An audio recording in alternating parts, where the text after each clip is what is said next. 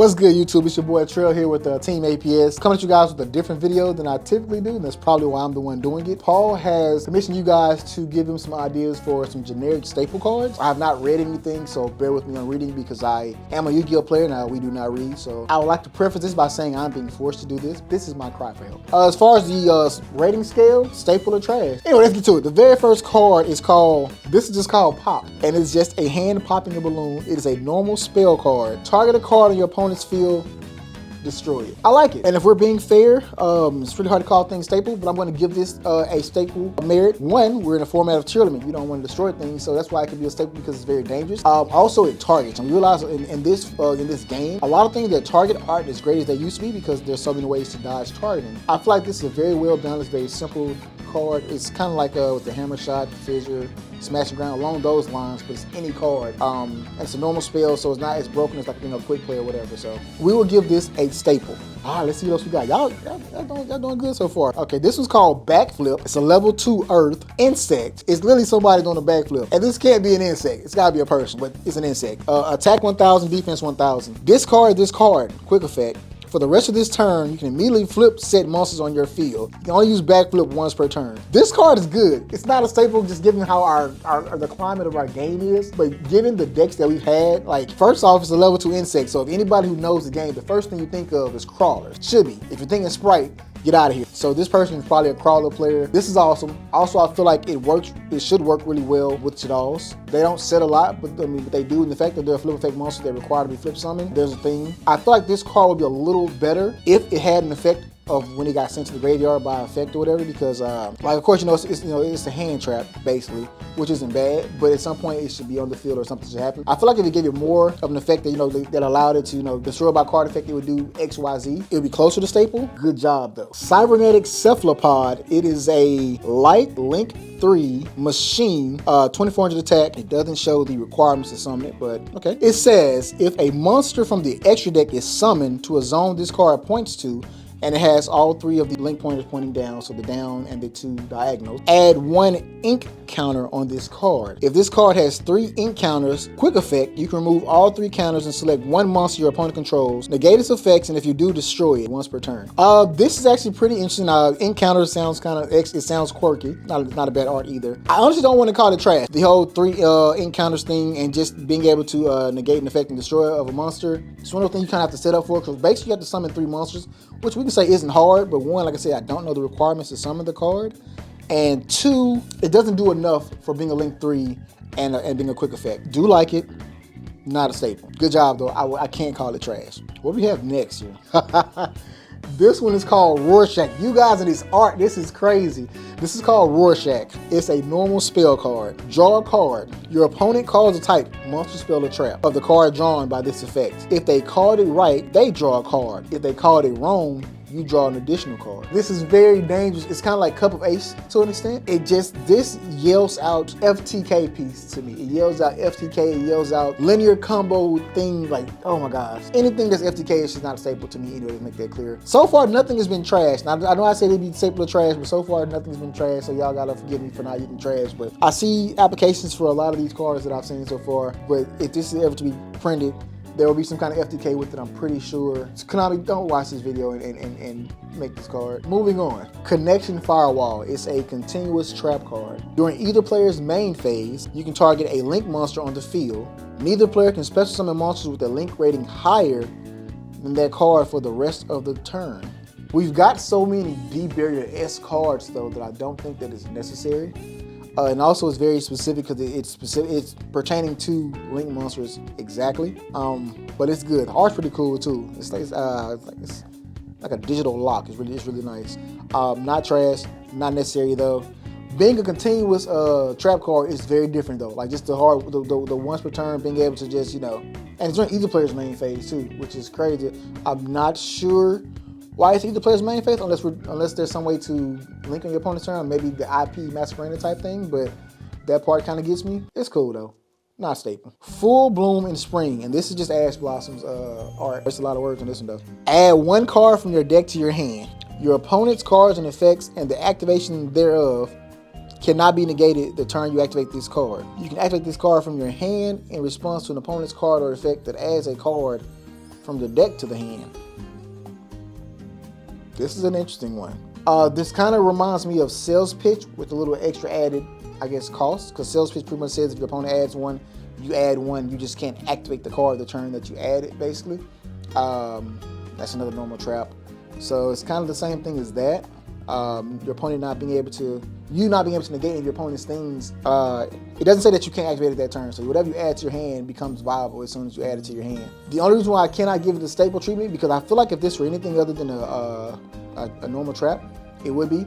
But being a trap that you have to set and prepare for, it cannot be a staple. If it were a quick play spell, or even a normal spell actually, even a normal, because quick play spell might make it broken, because we know that quick play spells are pretty good in this game, i.e. runic, droplets, things of that nature. I feel like it'd be more closer to staple, but being a trap having to say, we just can't trust many traps in this game unless they're like floodgates or they're power cards like D-Bear, things of that nature. Whoever made this card, good job. Give me a different art though. But if it were anything besides normal trap, you would get the staple treatment. Moving forward, Slow Drip, and I'm not even gonna talk about this name because it's already dangerous enough. This has Injection Fairy Lily's art, who, if anybody knows, I love Injection Fairy Lily. I did not expect you guys to use her in such a way. It's a normal trap card. After the resolution of this card, your opponent takes 500 damage each time they summon until the end of the turn. If you control no cards, you can activate this card from your hand. All right, fine, staple. It's imperm. It's a burn imperm. Being able to burn, because think about it, if you're going into time or whatever, like, and time rules are already atrocious as it is, like one of the biggest complaints that Yu-Gi-Oh players have. Being a hand trap imperm that burns just because you control no cards, again, i.e. imperm, it's really good. Like, oh, we're going into time, I'm going to side 3. Like, this card immediately becomes a 3 of in the side deck. I don't see why not. It's a secret rare. Again, I don't see why not. Good job. That's all I'm gonna say about that. Actually, I'm excited about it. We need to have it. Please, Konami. Graveyard Soul. It's a level 2 Dark Fiend. 0 attack with like 500 defense. If your opponent activates a card effect in his graveyard, which I'm gonna say in their graveyard, or an effect that would will affect either player's graveyard while you have more monsters in the graveyard, you can banish this card from your hand, field, or graveyard, negate the activation, and if you do, destroy it. That's a lot. We're gonna reread this, y'all. So basically, your opponent activates an effect in their graveyard, or activates an effect that involves either player's graveyard or whatever. This is a quick effect to negate the activation, and if you do, i.e. destroy the card. Not a staple. There are a lot of stipulations for this. Now, granted, being able to come from the hand, field, or graveyard, very strong, but requiring you to have more monsters than your opponent in the graveyard means this is not like a turn one thing. And I just feel like, again, we've already got a lot of things that work with the graveyard. People already playing DD Crows. We also just got the Shizu stuff, the Midor, the Kelbeck, things of those nature. Actually, given so many requirements that it has, this actually has to go on my trash list. I don't see anyone ever playing this particular card. I can see how it could be used, but it's just not necessary. There's too much that do the same thing that it does and probably better. All right, so the next card is called Stars Align Magician. It's a level 3 light spellcaster, which already, before I even read the card, makes it good to me, and I'm hoping it better be by the effect, but 1200 attack, 0 defense. Cute little picture. It's like a mini Dark Magician girl. Quick effect. Everything has a quick effect these days. This probably should. You can discard this card from your hand. That's the cost. For the rest of this turn, your opponent takes no damage. Also, they can't activate cards in response to your activated monster effects that were summoned this turn. You can't special summon monsters from the graveyard the turn you use this effect. You can only use this effect of Stars Align Magician once per duel. I actually do like this card. You did not disappoint. So you're making plays. Basically, your opponent can't die, but they also aren't responding to anything either. Like that's to your activated monster effect that are summoned this turn, which is really cool. So it's one of those type of things where like you'd probably want to start this off like in the standby phase, and then pretty much go off. You can literally use this on turn 1 because even though there's no battle phase, they're still not taking any damage and they still can respond to things. So the cool thing about it too is it doesn't stop your opponent from being able to use things like Nibiru and stuff like that. It's just that they can't respond to, but in open games that they can still drop like a Nib or something like that. So it's not too overpowered for the type of card that it is. We're gonna add this to the staple list. I think that's what, 3 so far maybe. Next up we have Swap Wasp of the Far East. Okay, I'm not that name though. It's a level 3 win, and this better work with my B troopers or you are automatically getting the trash. I just want you to know that before I read it. Level 3 win, Insect Tuner. 400 attack, 1300 defense. If this card is in your hand while you and your opponent control at least one monster, you can special summon this card, and if you do, half your life points. So let's see where we're going with this. Once per turn of this card, special summon this turn, you can discard one card, target one monster on each side of the field. The control of those monsters is switched. The effects of those monsters are negated until the end of this turn. Staple. I'm sorry. Like, and before anybody says I'm biased, I'm gonna say that I play Beat Troopers. I played the deck quite extensively. So being able to summon this card, give it to your opponent, and take a monster is great. And also, it's not so broken to where, you know, it can just take anyone. So if a monster's unaffected, obviously you can't take it. Now, granted, if it said that, you know, each player chooses a monster to give to their opponent, make sure it didn't say that.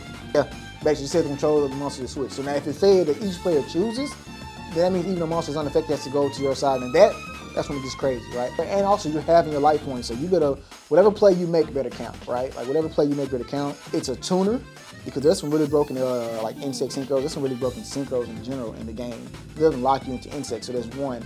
It's a tuner, and also it's an extender because it special summons itself. And that is an issue that sometimes these insect decks have, that they can't, they're supposed to swarm, but they don't swarm, so this is part of the swarm. We're gonna add this to the staple list as well.